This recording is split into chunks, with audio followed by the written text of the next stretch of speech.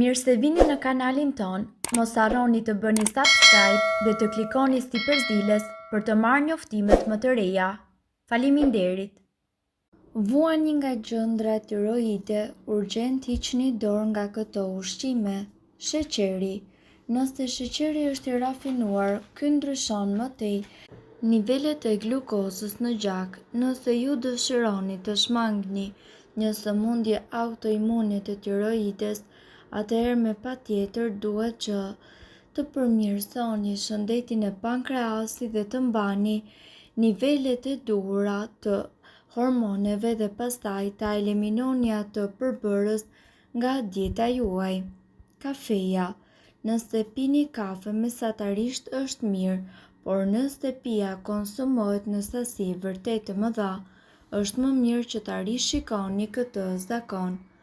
Për të marrë një ide, pirja e kafes gjithashtu e stimulon sekretimin e hormoneve epinefrin dhe noropinefrin përmes së gjendrave të veshkave.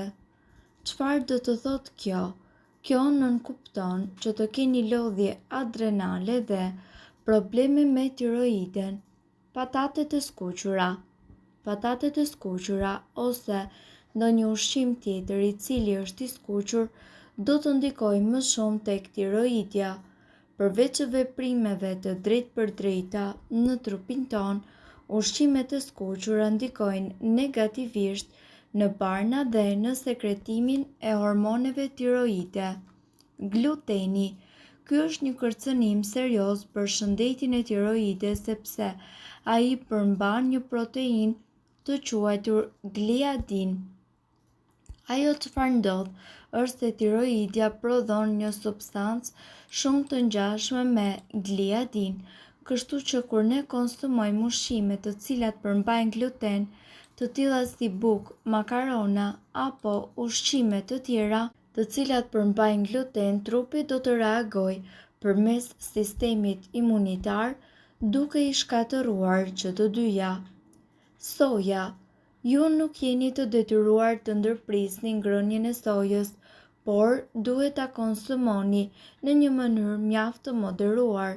Por nëse ju vendosni që të hiqni dorë nga soja, ju do të bëni një zgjidhje inteligjente.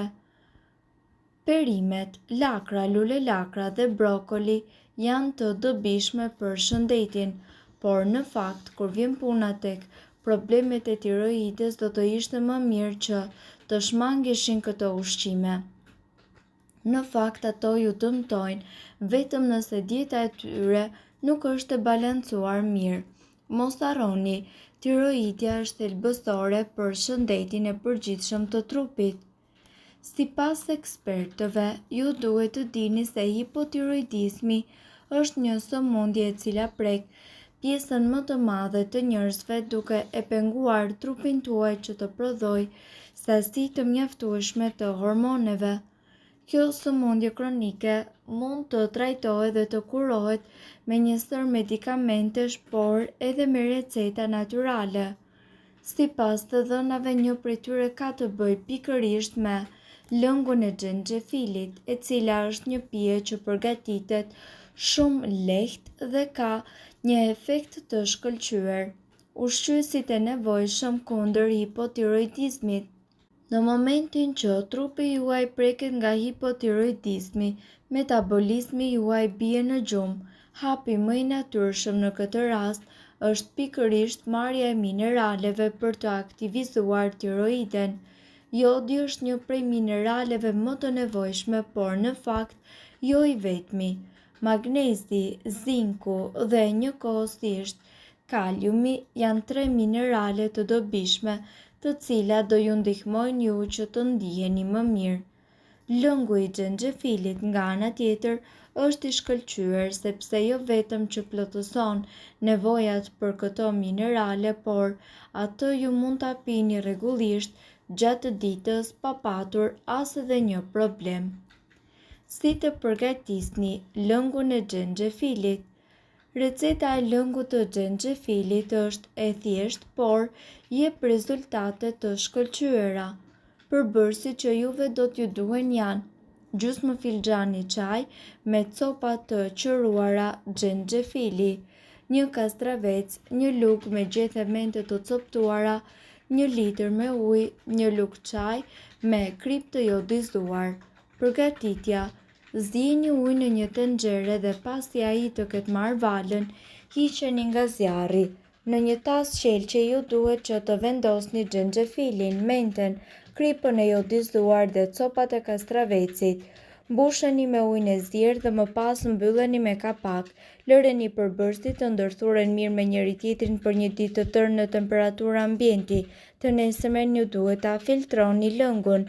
Lëngun me xhenxhefil mund ta pini gjatë ditës. Nëse ky lëng ju duket shumë i fortë, atëherë ju mund të zbusni intensitetin e tij duke shtuar më shumë ujë. Këtë kur mund ta bëni 1 deri në 2 herë në javë për të paktën një muaj. Sipas të dhënave, xhenxhefili është i pasur me magnez, kalium dhe zink. Ai njihet si një ushqim me aftësi të pasura kundër inflamacionit. Njerëzit të cilët vuajnë nga tiroidja e ëndër duhet që ta përdorin xhenxhefilin rregullisht, pasi ai mundet që të parandalojë deformimin e fytyrës dhe të qafës. Për më tepër, nga ana tjetër, xhenxhefili është i dobishëm edhe për eliminimin e lëngjeve të cilat janë të akumuluara në trup. Sipas ekspertëve, shenja të tjera të hipotiroidizmit janë rënja e flokëve, konstipacioni, tharja e lëkurës, ciklet e çrregullta tek femrat, rrahje të ngadalta të zemrës dhe njëkohësisht një përgjumje e përgjithshme. Përbërësit që juve do t'ju duhen për të ardhur në ndihmë në këtë rast janë 2 lugë çaj me gjethe të thata hithre ose mund të përdorni edhe të freskëta, 1 filxhan çaj me ujë të nxehtë dhe mjalt. Mënyra e përgatitjes: shtoni 2 lugë gjethe të hithres në 1 filxhan çaj me ujë të nxehtë. Lëreni për 5 deri në 10 minuta. Pasi të jetë ftohur mjaftueshëm, kullojeni dhe shtoni gjithashtu pak mjalt për ta ëmbëlsuar. Pijeni 2 herë në ditë për 15 ditë minimalisht. Hithra është e njohur për vetitë e saj. Kjo bimë është një burim i pasur ushqyesish si vitamina A, vitamina B6, kalcium, hekur, magnez dhe njëkohësisht jod. Prezenca e jodit te hithra ndihmon për të plotësuar mungesën e jodit në organizëm, e cila mund të përbëjë shkak për hipotiroidizmin. Gjithsesi, ju duhet të keni parasysh që të shtoni në ushqimin tuaj disa produkte vërtet të këshilluara. Çfarë duhet të hani? Vezë, mish, peshk, ushqime si banane, portokalle, domate, fruta pylli, oriz, faraçia, djathë dhe kos, ujë dhe pije pa kafeinë. Çfarë duhet të evitoni?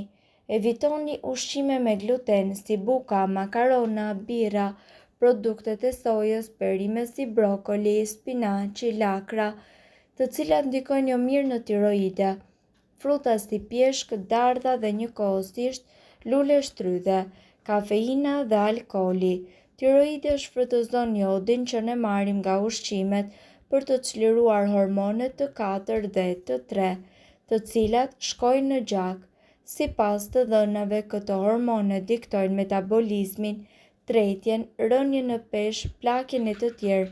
Mirë po duhet të dini, informacionet në këtë video kanë për qëllim të plotësojnë dhe të mos zëvendësojnë këshillat e mjekut tuaj dhe nuk kanë për qëllim të mbulojnë të gjitha përdorimet e mundshme, masat paraprake, ndërveprimet ose efektet negative.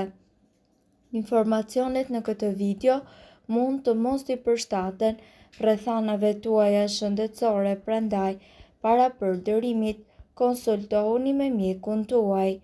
Nëse doni të dëgjoni videot tona që ne postojmë çdo ditë, kliko subscribe. Ju ftojmë gjithashtu të bëni like në videot tona nëse i keni dëgjuar dhe pëlqyer ato. Faleminderit që e pat videon ton. shpërndajeni këtë video në profilin tuaj në mënyrë që të informohen edhe shokët tuaj. Faleminderit!